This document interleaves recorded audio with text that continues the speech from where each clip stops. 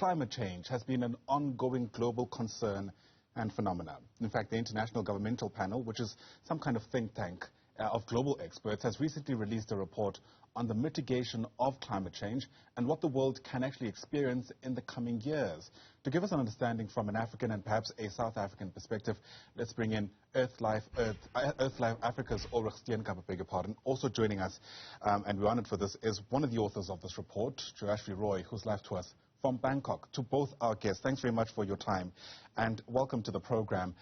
Joyashree, I wonder if I can begin with you. I mean, arguably, the big take-home from this report is that the global community needs to reduce climate change, or global warming, I should say, by about 1.5 degrees Celsius in the next decade. What are the consequences if we don't do that? If you look into the earlier report, which was released a few weeks back, which was the Working Group 2 report, which showed that if we cannot reduce emissions to stabilize at 1.5 degrees Celsius, there will be more drought, more flood, more extreme events, heat waves, and so which will be make it extremely difficult for people to have a sustainable living. Because of the impact on the human system as well as on the natural system. So it has become an imperative that how fast we can reduce the emission. So how much we can emit less. Yeah, already, some might say we're already seeing the impact, for instance, of not responding adequately to these challenges in the form of even just adverse weather effects here in South Africa. Has there been, let's call it, an unequivocal link between these weather conditions and these strange patterns, dare I say, and global warming, do you think? I would say that this report, which has come out on 4th of April, it shows that the key message is that we do need accelerated and equitable climate action in mitigating and adapting to climate change impacts because this is critical for sustainable development. Yes, we are not on track to avoid substantially exceeding 1.5 degree increase in average global temperature compared to the pre-industrial level. But this report has come out with a number of actions which actually we all know what needs to be done, and we have the technologies and the policies in place, but we need to scale them up. So for taking actions, next few years are going to be very critical. If we can take all these actions, then there is still a chance that we can stabilize without creating much of disruptions in the weather patterns and the temperature extremes and flood and droughts. Good to hear that we still have an opportunity to get this right, especially because the report itself admits that the task ahead is quite formidable. But Ulrich, let me bring you into the discussion. My understanding that this report was put together by roughly more than 270 experts from 65 countries. How well represented are the interests of those in developing nations, many of those countries in Southern Africa? Yes, there is many different science institutions that has been included within the study.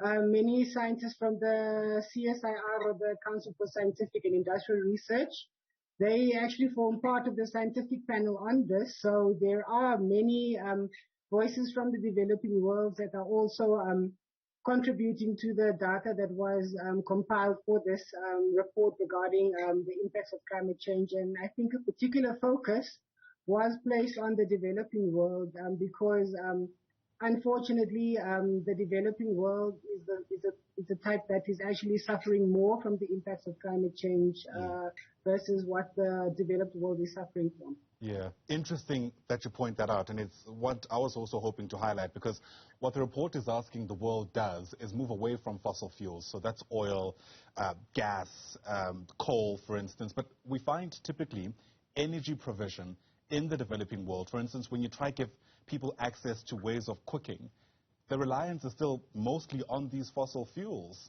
And I guess that kind of gives us an idea of the extent to which the change needs to still take place. Yes, the issue is how the change will take place, because we truly need a just and equitable transition to a low-carbon economy.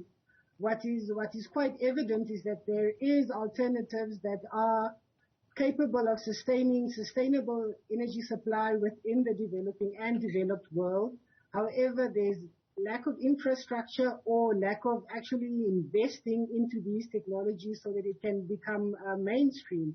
Because if we're going to continue to just address the issue of energy poverty without addressing the impacts of climate change, we will still have those people that we're trying to alleviate from energy poverty suffering from the impacts of climate change.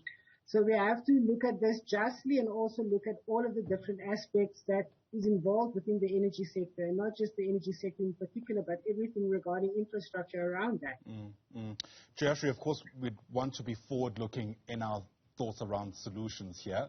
The report is suggesting that governments around the world need to invest as much as 6 times more than they currently do towards ensuring some kind of, I guess, transition to clean energy, for lack of a better term. Currently, the world is spending about 600 billion rand. Why is this not enough? Dollars, I beg your pardon, $600 billion, of course. Go ahead. Yeah. So what I wanted to say is that this report is very clear.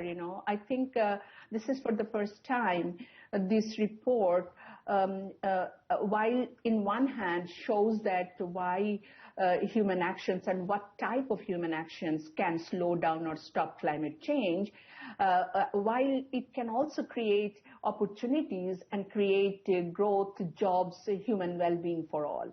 So this report acknowledges that, the question of malnutrition, level of inequity in access to basic services like housing, mobility, as you said, clean cooking fuel, which are needed for dignified living, and inequity in consumption, these have been addressed in this report very well.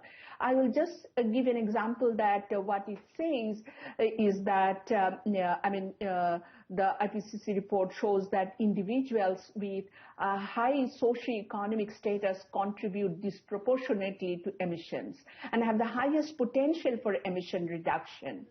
So demand-side mitigation potential, that means people know how to reduce emission. As you said, that people know what is clean cooking and how clean cooking can reduce emission. So what is needed is that we have given many case studies to show how in different countries the clean cook stoves and low emission cook stoves have been scaled up and distributed through government investment, government subsidy, international cooperation, and through technology innovation. So there are countries like in South Asia, there has been this happening for past 30 years. So I think this is very adequately addressed, that what we need is access to technology and access to right kind of infrastructure for people so that they can make choice for better fuel choice for their cooking, for public transit system,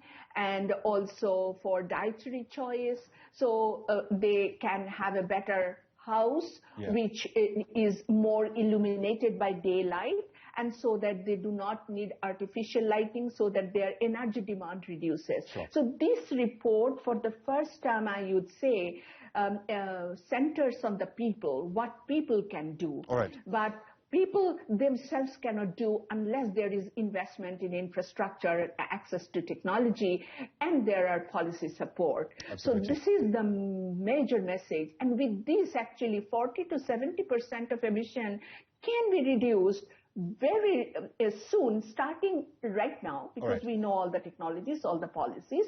So there needs to be an effort through international cooperation and through national mobilization. Absolutely. So that Joyashree, apologies get a for interrupting you there. Yeah, got you.